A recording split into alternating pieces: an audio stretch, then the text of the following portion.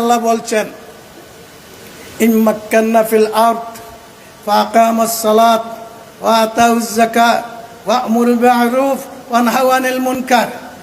ওই সমস্ত লোক যদি কোনো জমিনের মালিক হয়, একটা থানার যদি সে মালিক হয়, একটা ডিসি হয়ে সেখানের মালিক হয়, একটা জেলার মালিক হয়, একটা সিটের মালিক হয়, একটা উপজেলার মালিক হয়, একটা দেশের মালিক হয়, তাহলে এরা চারটা কাজ করবে। একটা হলো নামাজ কায়েম করবে, দ্বিতীয়টা হলো যে যাকাত ভিত্তিক অর্থনীতি প্রতিষ্ঠিত করবে, তৃতীয়টা হলো ভালো কাজ প্রতিষ্ঠিত করবে, খারাপ কাজ থেকে জাতিকে বাঁচাবে।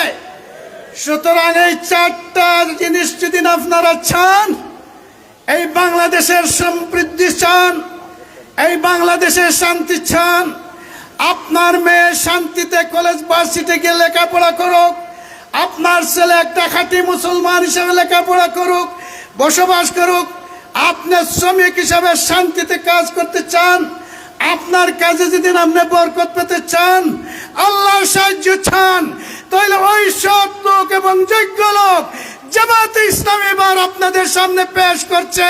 তার মধ্যে একজন লোক অন্যতম হচ্ছেন সলিমউদ্দিন সাহেব। এই সলিমউদ্দিনের নেতৃত্বে গোলাপগঞ্জ এবং বিয়ানীবাজারে নির্বাচনী আন্দোলন করে তুলে যদি বিজয়ী করে দিতে পারেন, তাই এই 4টি কাজ উনি করবেন ইনশাআল্লাহ।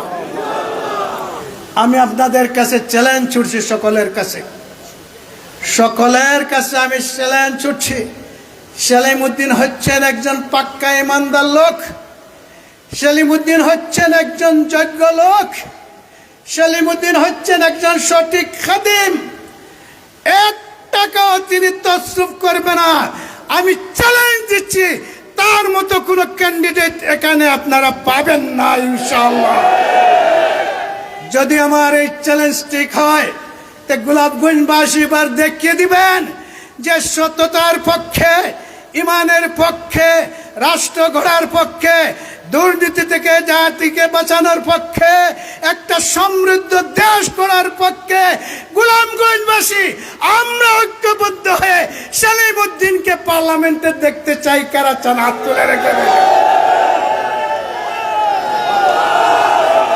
আল্লাহ আপনাদের হাতগুলোকে কবুল করুন। আমি আমার ভাই বন্ধু সবাইকে, যাদের কানে মাইকের আওয়াজ করছে, আমার ব্যক্তির পক্ষ থেকে বাংলাদেশ জামাতে ইসলামীর পক্ষ থেকে, সিলেট জেলা জামাতের পক্ষ থেকে আন্তরিক ধন্যবাদ এবং মোবারকবাদ জানাচ্ছি।